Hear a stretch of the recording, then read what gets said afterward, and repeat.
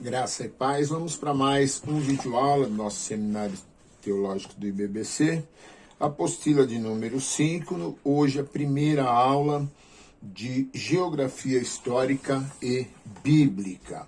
Nós vamos partir então da página de número 173, a introdução diz: a devida matéria que começaremos a estudar a partir de agora é uma matéria especial, pois além de ser um grande desafio para compreendermos rios, mares, planícies, vales e tudo que envolve um estudo geográfico de um lugar ou região, não se pode esquecer que todo lugar, fronteira e limites na história da humanidade tem a ação e a presença humana de poderio e sedimentação do espaço ocupado.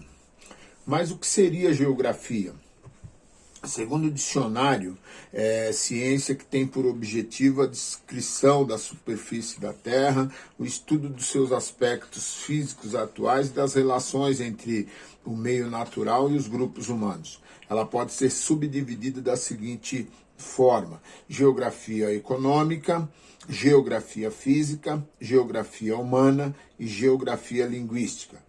Portanto, nesse material, procuraremos abordar de forma sintética a importância da região e suas fronteiras para as conquistas de uma nação.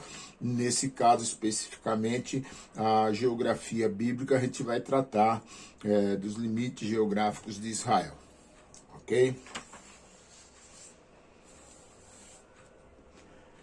Página 174. Hoje podemos afirmar que 2 dos 4 rios de Gênesis estão devidamente identificados. O Hiddekel é o rio Tigre e o rio Eufrates, que permanece com o mesmo nome. O fértil crescente nas primeiras civilizações e as terras de Canaã. Como vimos em nossa introdução, o fértil crescente seria o local do início de toda a humanidade. Ali foi o centro da civilização, desde a Idade da Pedra até a Idade do Ouro da cultura greco-romana. Os cartógrafos medievais costumavam colocar Jerusalém como centro do mundo, até então conhecido. Sabemos hoje que isso não é verídico em termos de localização, porém em termos dos acontecimentos humanos com respeito ao mapa do fértil crescente, observaremos que todos os fatos, tanto do Antigo como do Novo Testamento, estão dentro desse espaço geográfico. Nós temos na apostila uma figura que vai estar descrevendo perfeitamente a figura do crescente fértil dentro do mapa mundi. Essa região estaria longe de ser o centro da Terra geograficamente, mas estrategicamente ela deu origem aos grandes impérios e conquistadores que este mundo conheceu e a facilidade de ligar 3 continentes: Ásia, Europa e África. Período antediluviano, página 176.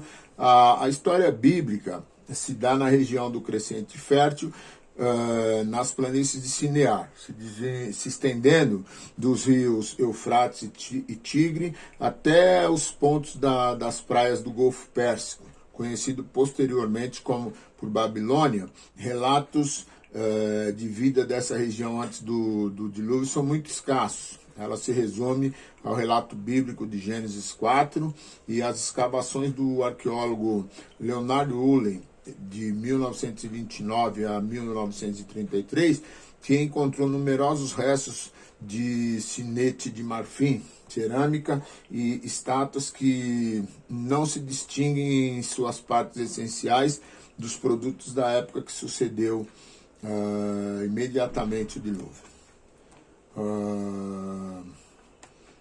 A civilização no período pós-diluviano. Nós temos aí os filhos de Noé, temos os sumérios e temos os sumitas.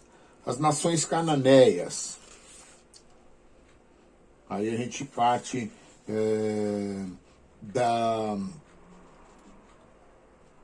primeiro amorreus, heteus, cananeus, perizeus, heveus, girgazeus, jebuseus, essas as nações cananeias. É necessário o aluno se aprofundar para saber quem foram os filhos, a raça que saiu dos filhos de Noé, quem são os sumérios, quem são os semitas, os amorreus. Tem toda a descrição de cada raça dessa, você pode se aprofundar para conhecimento. Página 181, os povos vizinhos. Além das nações internas que estavam na terra de Canaã, terra esta prometida a Israel e que precisavam ser vencidas por Josué e seus sucessores, Israel e estas terras estavam cercadas por nações ricas e poderosas e outras mais fracas, que eram uma constante ameaça para Israel. Muitos desses povos ainda são um grande tormento para a nação de Israel, constituída novamente a partir de 1948. Existiam pelo menos 8 grandes nações nos tempos bíblicos que limitavam o povo de Deus. Não são as únicas, mas são as mais influentes e importantes. Nós temos os filisteus, temos os amalequitas, temos os midianitas, os moabitas, os amonitas, os edomitas, os fenícios e os sírios. Tá? Essas as nações que eram as nações que cercavam Israel e nações, algumas delas, muito mais poderosas no que diz respeito a armamento do que Israel. As 12 tribos de Israel.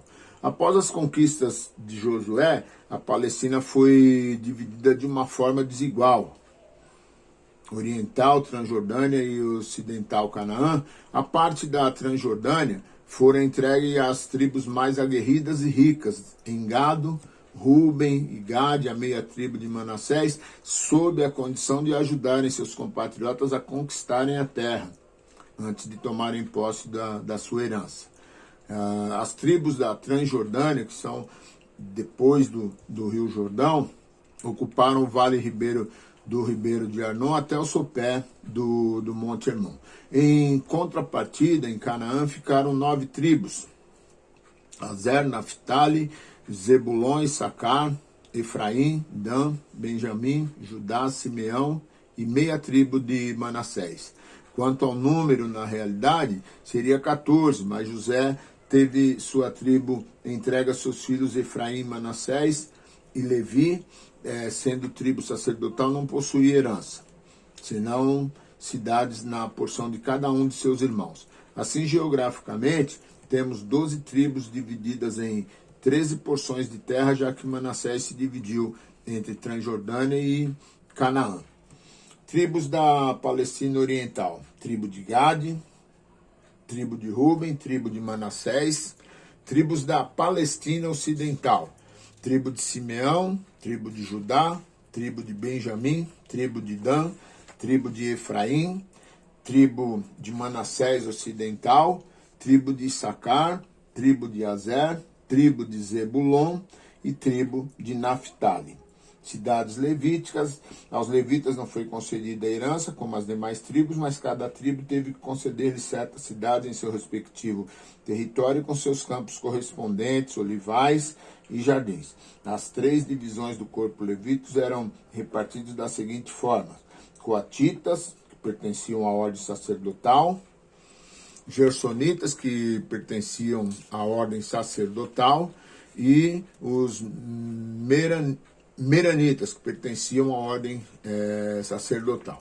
Tá? Reino Unido: desde as conquistas de Josué até o alvorecer do período dos juízes, Israel conquistou e perdeu muitos territórios. Somente no reinado de Davi, os israelitas derrotaram os filisteus, os moabitas, os sírios de Damasco e os edomitas, os amonitas, e conquistou definitivamente a Sião em Jerusalém. Seu filho Salomão conservou e consolidou as conquistas de seu pai mediante alianças, estendeu seus domínios até além do rio Eufrates. Salomão dominou sobre tudo e sobre todos.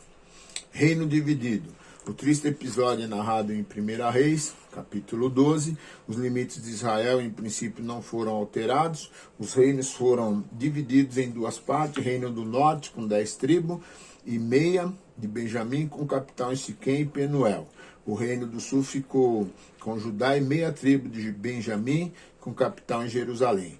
Quanto aos sacerdotes e levitas de todos os termos, vieram a Roboão, rei de Jerusalém, pois abandonaram suas cidades, propriedades e bens e se apegaram ao Senhor. Palestina do Novo Testamento. Em virtude do domínio romano sobre todo o mundo do Novo Testamento, a Palestina é considerada estratégica pelas suas vantagens. Por ela passavam as principais estradas que levavam a todas as partes do mundo e dominavam as rotas comerciais do Oriente Médio. Seus limites abrangiam a Idumeia, Samaria, Galiléia e Decápolis. Cada qual tinha sua autonomia política. Reinos que passaram por esta região na divisão dos reinos israelitas. Do domínio assírio ao domínio medo-persa, do domínio macedônico-grego com Alexandre o Grande até a revolta macabeia. O domínio de maior durabilidade da história foi o romano. Nesta série de mandos e desmandos deixaram a região dos templos do Senhor Jesus dividida em 5 distritos principais que iremos analisar agora. Essa análise é de suma importância para a compreensão das Escrituras. Primeiro, a Galiléia, depois Samaria, depois a Judéia, e depois Decápolis e finalmente Pérea. Você se ocupe verificando a situação geográfica e histórica de todas essas 5 subdivisões que foram efetuadas no Império Romano, porque aqui está o contexto do início de todo o material do nosso Novo Testamento. Ok? Nós encerramos então na página 196 e prosseguimos na 199 com o Egito, o Nilo e sua importância para a humanidade. Deus abençoe, uma boa aula.